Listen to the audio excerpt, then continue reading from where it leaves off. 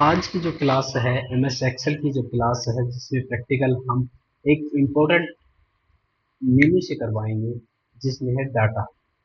Data के option में इस ऑप्शन के बारे में बताएंगे जो एमएस एक्सेल में बहुत ही इम्पोर्टेंट ऑप्शन है, जिसमें पहला है from text CSV। From text यानी टेक्स्ट को टेबल में कन्वर्ट कैसे किया जाता है। इसमें लिख रखा है इंपोर्ट डाटा टेक्स्ट से सेपरेट कॉलम वैल्यू, यानी किसी भी टेक्स्ट फॉर्मेट चाहे वो नोटपैड में हो या वर्ड पैड के अंदर हो, उस डाटा को एक्सेल में किस तरह से लेके आना है, तो उस ये चीज बताएंगे। तो शुरू करते हैं आज की क्लास। अब मान लो हमारी क्लास नोटपैड में ये है, नोटपैड के अंदर ये डाटा है जिसमें हमने लिख रखा है आईडी नंबर है, फिर स्पेस डाल के employee name, designation, salary, HRA, total. ये हमारा नोटपैड का डाटा है, टेक्स्ट डाटा। इसको हम यहाँ एक्सेल के अंदर लेके आएंगे, तो कैसे लेके आते हैं वो बताते हैं आज की क्लास में। तो इस ऑप्शन के द्वारा लेके आएंगे।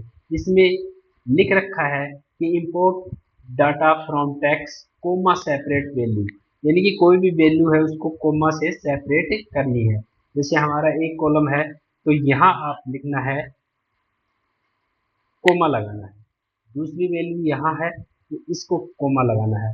दूसरा कॉलम इसको बनाना है तो यहाँ कॉलम लगाना है, कोमा लगाना है। तीसरा यहाँ और चौथा यहाँ लगाना है। तो इसी तरह से इसको एक कोमा से सेपरेट कर दिया जाए। इसी तरह से नीचे से जो उसका डाटा है उसको एक सेपरेट, ताकि इसको बता दिया जाए कि यहाँ से एक अलग है। कोमा किसी भी वैल्यू को सेपरेट करने के लिए हमने यहाँ पे लगाया है। इसी तरह से नेक्स्ट है अपना, सभी को हम कोमा से सेपरेट कर देंगे और इस फाइल को फिर सेव कर देंगे। यहाँ भी हम इसको कोमा से और इस फाइल को हम सेव कर देंगे। सेव, ये हमारी फाइल सेव हो गई। अब हम यहाँ जाते हैं और इस ऑप्शन पे क्लिक करते हैं, तो हमारी फाइल कहाँ है, माई पिक्चर के अंदर है और ये फाइल का नाम है। और जैसे इसको इंपोर्ट करेंगे तो हमारा अब ये इंपोर्ट होनी शुरू हो गई है। ये आ गया हमारा डाटा, जो जो हमने किया था वो। अब इस पे लोड पे जैसे ही क्लिक करेंगे तो अपनी टेबल तैयार हो जाएगी। ये आ गया अपना डाटा। तो इस तरह से हम नोटपैड की जो डाटा है उसको टेक्स्ट में कन्वर्ट कर दें। विद फिल्टर के साथ ये कन्वर्ट हुआ है। देखो सिलेक्ट ऑल, अगर अकेले इस इसका रिकॉर्ड देखना है तो एक रिकॉर्ड दिखाएगा, फिल्टर का ये है। अगर पूरा रिकॉर्ड देखना है तो सिलेक्ट ऑल और ये सारा रिकॉर्ड दिखा देगा। कहाँ से कनेक्शन है इसका, किस फाइल से कनेक्शन है ये बता रहा है। देखो इस फाइल से ये कनेक्शन है आपका।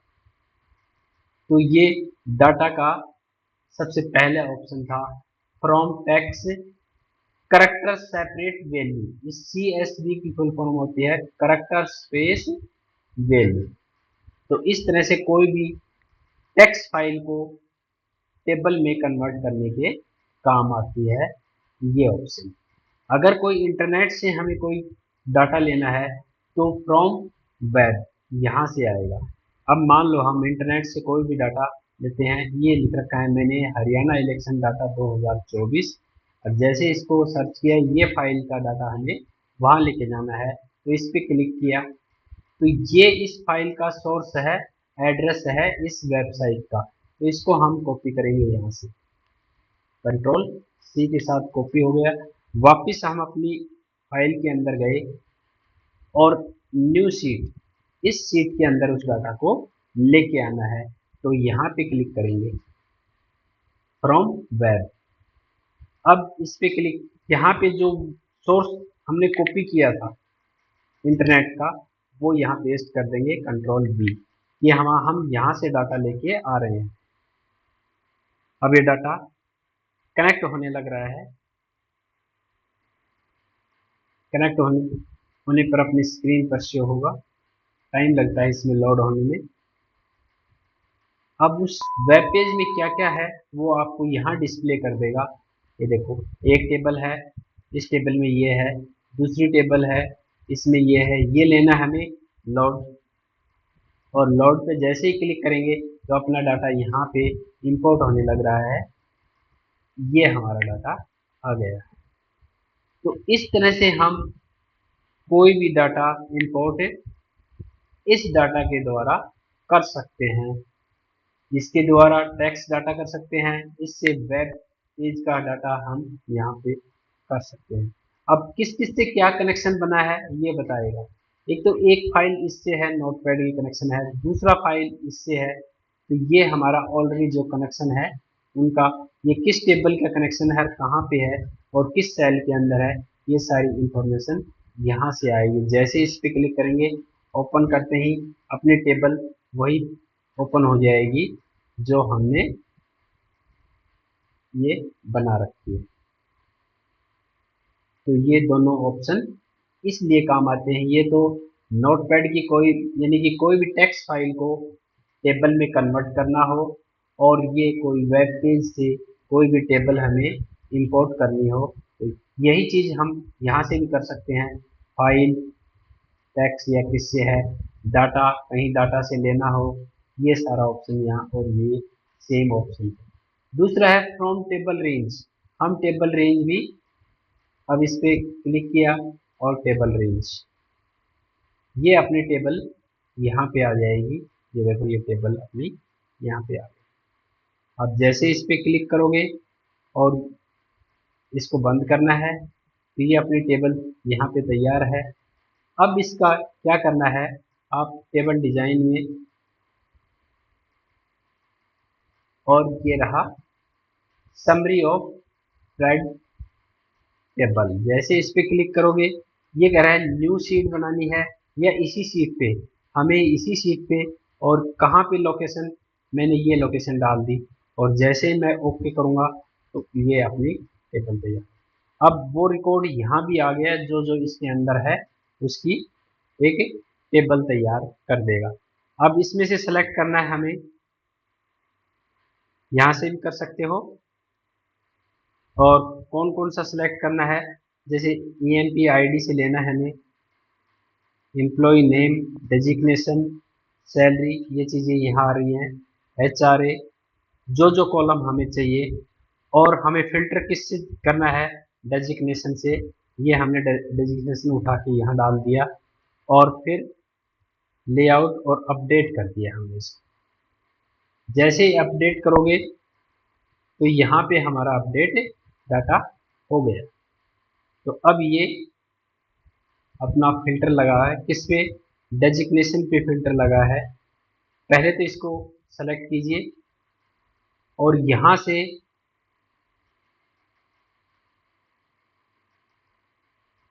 इसके अंदर जाएंगे, और यहाँ से हम कोई भी फिल्टर, जैसे मैनेजर है, मैनेजर का रिकॉर्ड देखना है, ओके ये मैनेजर का रिकॉर्ड है, मैनेजर ये है, तो यहाँ एक अलग से आपको रिकॉर्ड सामने आ जाएगा।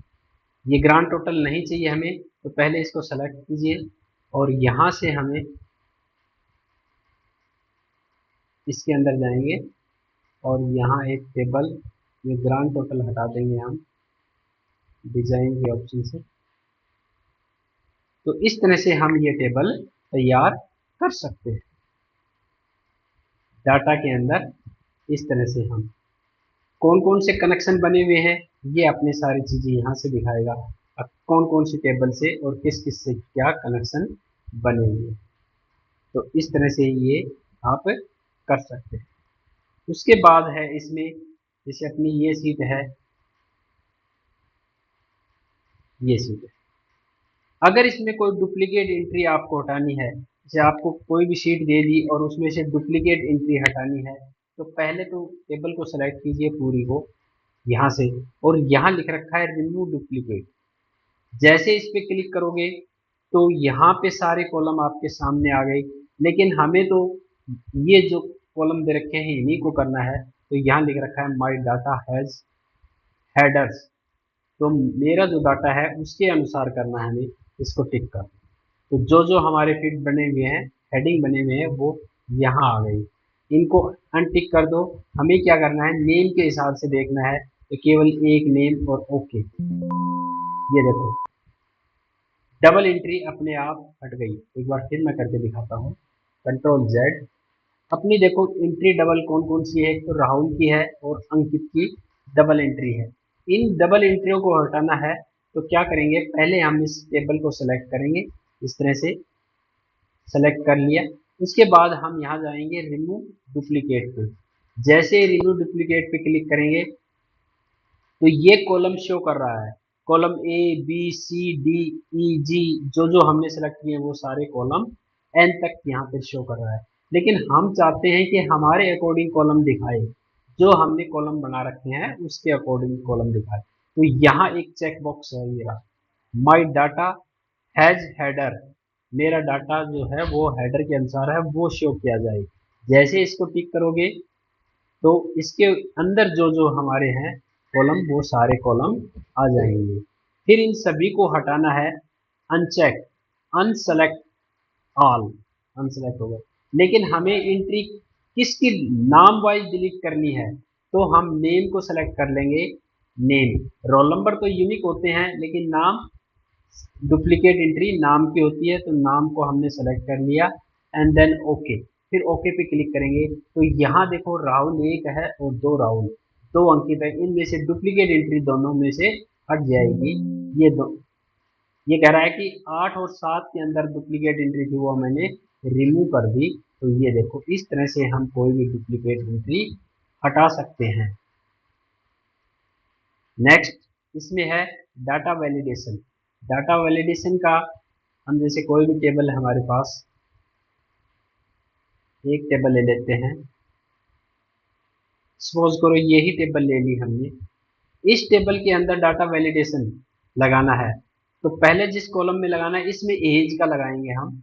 एज, एज की भी एक बाउंडेशन डाल देते हैं कि इस कॉलम में इतने से लेकर, मान लो 2004 से लेकर 2004 से लेकर और 2022 तक ही हम एज डालना चाहते हैं।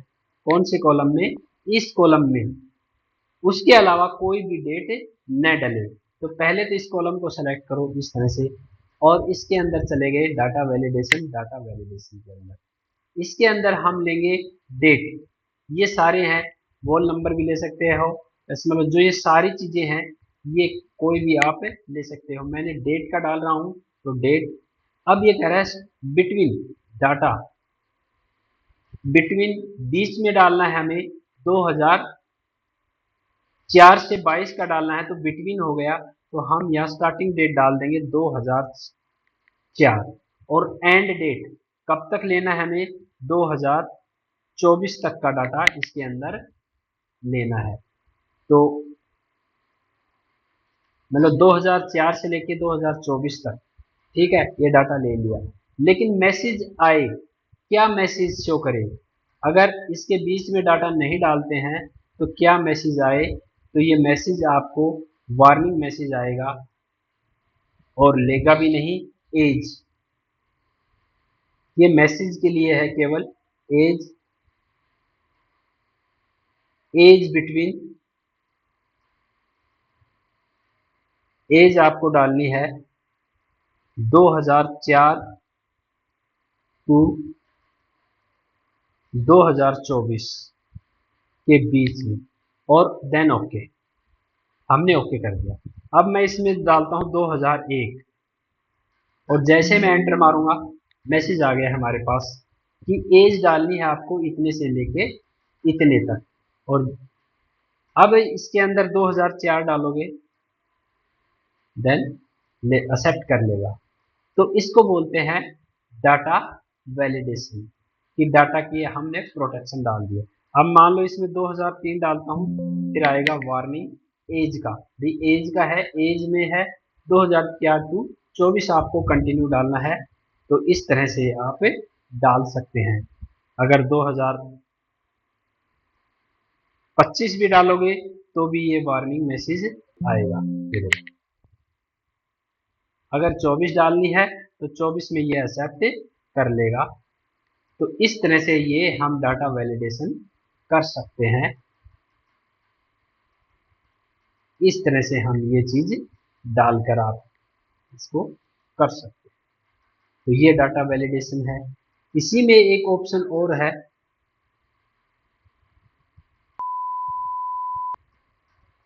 टेक्स्ट का। टेक्स्ट लेंथ डाल सकते हैं, उससे अधिक टेक्स्ट लेंथ एक्सेप्ट नहीं करेगा। जैसे इस पे क्लिक किया, कितने भाई मिनिमम कितने हो, लेस देन कितने हो या बिटवीन हो, तो मिनिमम कितने करेक्टर ले और मैक्सिमम कितने करेक्टर ले, ये सारी चीजें हम यहाँ से डाल सकते हैं, जो मैंने अभी डाल के दिखाई है। और इसी तरह से कोई भी आप मैसेज भी डाल सकते हो। अगर इनको हटाना है तो फिर इसको दोबारा से सिलेक्ट करो और वैलिडेशन, और यहाँ पे दिखाएगा क्लियर ऑल। जैसे इस पे क्लियर ऑल करोगे तो अपनी जो भी कंडीशन लगाई थी वो हट जाएगी, अब कोई इसमें बाउंडेशन नहीं है। इस तरह से हम कोई भी डाटा वैलिडेशन लगा सकते हैं इन ऑप्शनों के द्वारा। प्यारे बच्चों, ये थी आज की क्लास। अच्छी तरह से अगर कोई समझ में नहीं आई हो तो कमेंट बॉक्स में लिख के बताना, तो क्लास दोबारा से आपको बता दी जाएगी। तो शेयर एंड सब्सक्राइब, चैनल को सब्सक्राइब कीजिए और क्लास को शेयर कीजिए ताकि अधिक से अधिक बच्चों के पास ये पहुंच सके। धन्यवाद।